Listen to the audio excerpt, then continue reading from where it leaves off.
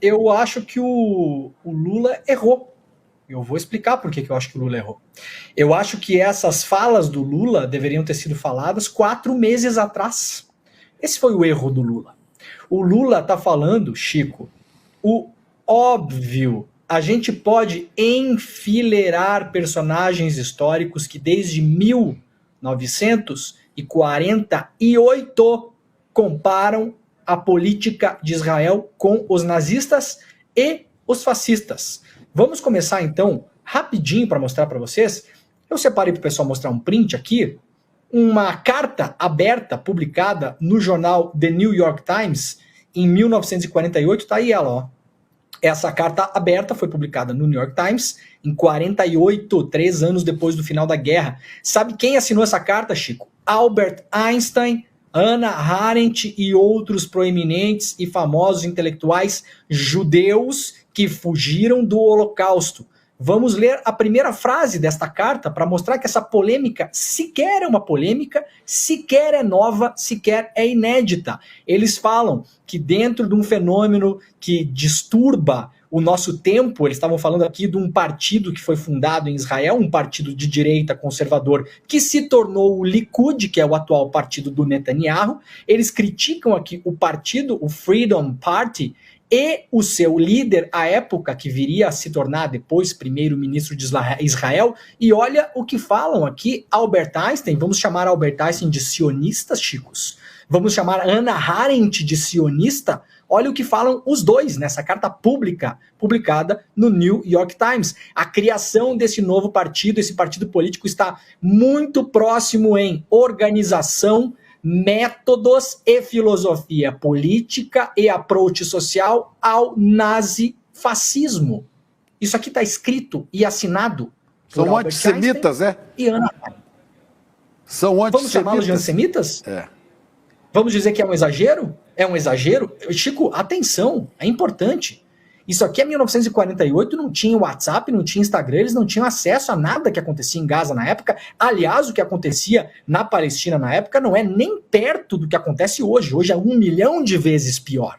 Eles chamaram esse partido que se tornou o partido do Netanyahu, hoje, de um partido muito próximo em métodos de assassinato, de perseguição, de prisão, método, com o partido nazista em um momento que era muito mais tranquilo, entre aspas, do que hoje. Nós poderíamos enfileirar aqui para nossa audiência, assim, ó, dezenas de intelectuais, jornalistas, juristas, médicos, sobreviventes do Holocausto, dezenas de judeus que compararam o regime de Israel em determinados momentos históricos como esse de hoje. Não é comparar o povo judeu. Essa é a grande armadilha que essas pessoas tipo Conib, o ministro lá de Israel, o Stand With Us do senhor André Laje, eles querem que a gente acredite que nós estamos falando que os judeus todos são nazistas. Isso é uma falácia, uma mentira, uma sem-vergonhice e uma vagabundagem intelectual. A gente tem que deixar isso bem claro. Ora, nós não criticamos o governo Bolsonaro aqui no Brasil, mostrando as ligações do governo Bolsonaro, inclusive com nazistas e com neonazistas, mostrando o genocídio na pandemia. Por acaso nós estávamos criticando todo o povo brasileiro? Ora, Chico, pelo amor de Deus, ou nós somos um bando de idiotas que esses caras acham que são, ou nós acordamos cedo todos os dias, tomamos água, comemos direito e botamos o cérebro para funcionar. Então a primeira coisa é essa. Vocês não têm o monopólio da definição histórica do que é um assassinato em massa. É preciso também, como dizem vários intelectuais ao longo da história, dessacralizar a excepcionalidade do Holocausto na Alemanha. Isso não sou eu que estou dizendo. Isso é usado como se fosse... A Hannah Arendt falava isso. A Hannah Arendt, quando ela é convidada para escrever uma série de artigos para a revista New Yorker nos anos 70, e ela vai até Israel, vai a Berlim e escreve os artigos que depois se transformariam no livro que ela fala sobre o Eichmann, ela fala o seguinte: não há nada de excepcional no Holocausto, não há nada de desumano no Holocausto. O grande problema do Holocausto é que, como já aconteceu em outros momentos históricos, e podemos comparar métodos, número de mortos, o que desejarem comparar, ele é duramente e tristemente humano. bolsonaristas, incluindo a Bia Kicis, que quer o impeachment do Lula agora, recebeu a neta do ministro da propaganda do Hitler no Brasil. O senhor Cláudio Lotenberg ficou calado, mudo. Pelo contrário, recebeu o senhor Bolsonaro em 2018 na Hebraica do Rio de Janeiro, sob aplausos. É essa gente que vai querer nos dizer qual é a definição histórica, qual é a intelectualidade que nós temos que usar. O que acontece hoje em Gaza é um genocídio. E como eu falei, para encerrar esse raciocínio, hoje pela manhã, como você comentou, Chico, olhem a fala do Lula. Duas coisas me chamam a atenção e vejam como o discurso foi manipulado e comprado alegremente pela nossa imprensa num domingo que não tinha pauta e aproveitou para surfar nessa história. Primeiro, o Lula não cita uma vez sequer a palavra holocausto, uma vez sequer. Segundo, o Lula fala que o que acontece hoje em Gaza é comparável quando, Chico? Quando Hitler decidiu perseguir os judeus na Alemanha.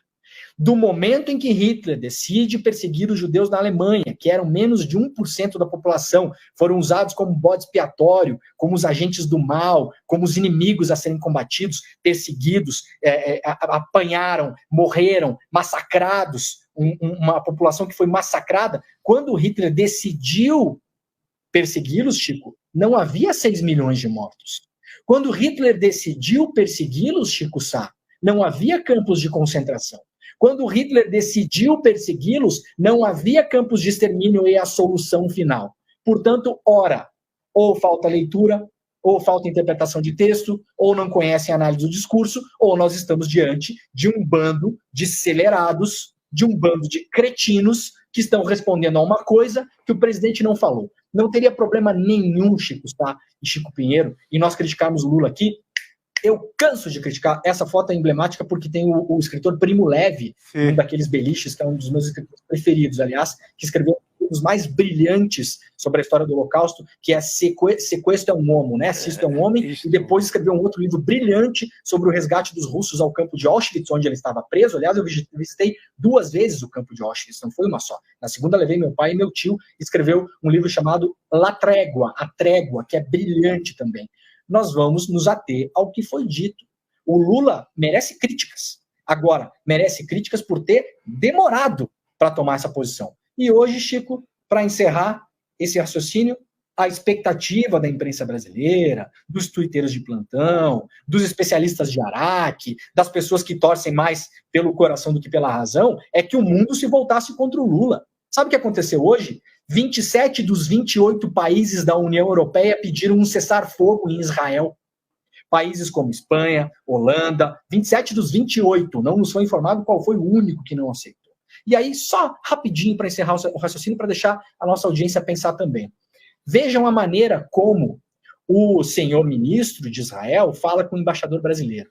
Está falando com quem? Com um bananeiro, com um inferior, com uma pessoa que não tem a capacidade de falar com ele olho a olho. Ele chamaria um embaixador da Alemanha e falaria nesse tom, exigindo que um presidente de um outro país pedisse desculpas? Ele falaria no mesmo tom com o embaixador da França ou da Grã-Bretanha? Ele falaria no mesmo tom com o embaixador do Japão ou dos Estados Unidos? Então faça-me o favor. Para além de tudo, essa gente acha que pode tudo e não pode. Então eu parabenizo o Lula por ter falado o que falou ontem, e deve falar mais, aliás. Ele não chamou o embaixador da Turquia, e o Erdogan, em dezembro, falou com todas as letras, chamou o Netanyahu de Hitler, fez comparação, eles nem chiaram. Com um discurso bem mais forte do que... Muito, né? Muito mais forte. Mas por quê? A Turquia faz parte da OTAN, entendeu? A Turquia faz parte da OTAN. Então agora quis aparecer, quis surfar em cima do Lula. Agora, Demore, por que faz tanto sucesso ainda? Por que cola tanto esse truque de transformar uma crítica forte do Lula à extrema-direita de Israel, ao Bibi, ao primeiro-ministro, transformar isso num ataque ao povo judeu? Por que essa manipulação ainda faz tanto sucesso na mídia brasileira, por exemplo? Isso é proposital, isso é feito de modo proposital. Quer ver o que falou o senhor André Laget ontem, que é o presidente da ONG Stand With Us, que é uma ONG de lobby sediada nos Estados Unidos, com financiamento direto do governo de Israel? Ele falou o seguinte: O Museu Americano do Holocausto publicou um Twitter dizendo que é um absurdo o que o Lula falou. Sabe o que eu fiz, Chico? Eu fui lá no Museu Americano do Holocausto para procurar pesquisadores e especialistas em Holocausto. Eu mandei um print para o pessoal aqui, se o print para o pessoal puder colocar. Encontrei um pesquisador, que é um pesquisador judeu, especialista na história do Holocausto. Sabe o que que trabalhou com bolsista no Museu do Holocausto dos Estados Unidos? Sabe o que esse pesquisador declarou para o Haaretz, o jornal israelense, umas semanas atrás? Aí, ó, no governo de Israel há ministros neonazistas. Realmente me parece a Alemanha de 1933. Isso no jornal especialista. Isso no jornal de Israel, o Haaretz, sim. junto com o Jerusalém Post, um dos mais importantes de lá, né? Sim. Isso. Então tá aí, ó, tá aí a comparação, ó. Tá aí a comparação. Essa comparação não é nova. Essa comparação não deveria causar espanto. O que deveria causar espanto é o que acontece lá. Esses críticos de Araque, oportunistas de final de semana, gente sem pauta no domingo, precisando preencher grade de televisão. O Fantástico teve a cara de pau de colocar de novo esse cara da Stand With Us, falando sozinho no Fantástico, uma liderança palestina no Brasil, nós temos várias, o Ali de Rabah, várias lideranças, o Fantástico tem o telefone dessas pessoas, conhece essas pessoas, isso é uma questão deliberada. E para responder a sua pergunta, Chico Sá, isso é feito de modo deliberado por quê? Porque pessoas como nós, quando criticamos o regime de Israel, o governo, seus ministros e o seu primeiro-ministro, o seu presidente, a administração do país, eles querem nos colocar contra a parede para nos chamar de antissemita. De minha parte, sintam-se à vontade. Eu não perco um minuto de sono com gente cretina e desocupada que fica fazendo falsificação para evitar ouvir as críticas que merece ouvir. Então, senhores, podem continuar à vontade. Olha, eu ouvi gente, até que eu respeito, colegas jornalistas na televisão, dizer assim, o Lula podia ter feito, o Biden foi incisivo, o Biden fez críticas duras. Eu fiquei ouvindo e falei assim, ué, esqueceram que o Biden está mandando projeto para o Congresso americano para liberar bilhões para Israel continuar matando? Ah, não, mas o Biden fez um discurso. O Biden vetou a proposta do Brasil. O Biden vetou a proposta do Brasil para o Conselho de Segurança. E o Biden agora está liberando bilhões para a Ucrânia e para Israel. Não, mas o Biden fala bonitinho, ele não compara Netanyahu a Hitler. Agora, olha só, para completar, que daqui a pouco tem mais gente chique aqui conosco, tem que chamar. A extrema-direita está deitando e rolando no Brasil. Os deputados de oposição estão pedindo impeachment de Lula por causa disso aí. Já tem 86 assinaturas, 18 da base do governo, 18 da base do governo. Na justificativa, Lula expôs o Brasil ao risco de guerra. Olha só o Kataguiri, eu sempre troco o nome desse Kataguiri. O que o Kataguiri disse sobre impeachment? Bota aí, cadê? Cadê o texto dele? Assinei ontem um pedido de impeachment contra o presidente Lula. Tá certo. Sua fala contra Israel, associando-o ao Holocausto, não é apenas uma gafe, como a imprensa tem dito, mas uma afronta às vítimas desse terrível crime contra os judeus. Lula nos colocou em rota de colisão com uma das nações mais amigas do Brasil. Israel já chegou a enviar equipes de resgate para ajudar no desastre de Brumadinho, os únicos a se dispor a ajudar assim, ou a se disporem devia ser, mas o Kataguiri não tem que saber português. Essa atitude precisa de uma resposta imediata das instituições brasileiras. Retirar este inepto da presidência é mais do que é necessário, é questão de sobrevivência da diplomacia brasileira. O que você diz, Xará? Cara, não tem como, não tem. Quanto a ele, acho que não merece sequer resposta, mas ao Congresso, eu acho que tem aí uma esperteza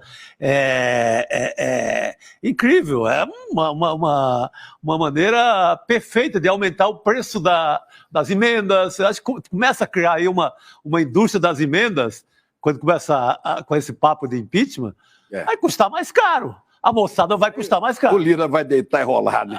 Se não tem o dedo do Lira nisso, né? Pois é. Então, fazem pressão aí que a gente aumenta o preço da emenda.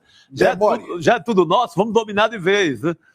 Demora redonda que a gente tem que passar para outra questão aqui, com o nosso outro convidado. Vamos lá, quatro coisas importantes para a gente lembrar. Favor.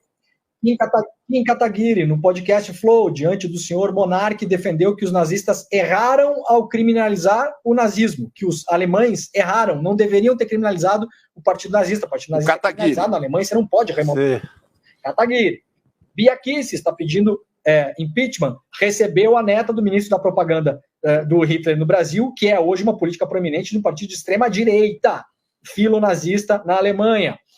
Flávio Bolsonaro defendeu que o Holocausto não foi tudo isso uns anos atrás, falou literalmente que não foi tudo isso. Jair Bolsonaro falou em uma visita a Israel que o Holocausto poderia ser perdoado, tirou foto com o sósia do Hitler, se correspondia com neonazistas do Brasil nos anos 2000, assim, dá para seguir na lista da hipocrisia dessa gente. Eu vou fazer o que o meu camarada Chico Sá está fazendo, eu vou olhar para o lado e ignorar essas figuras nefastas da política brasileira.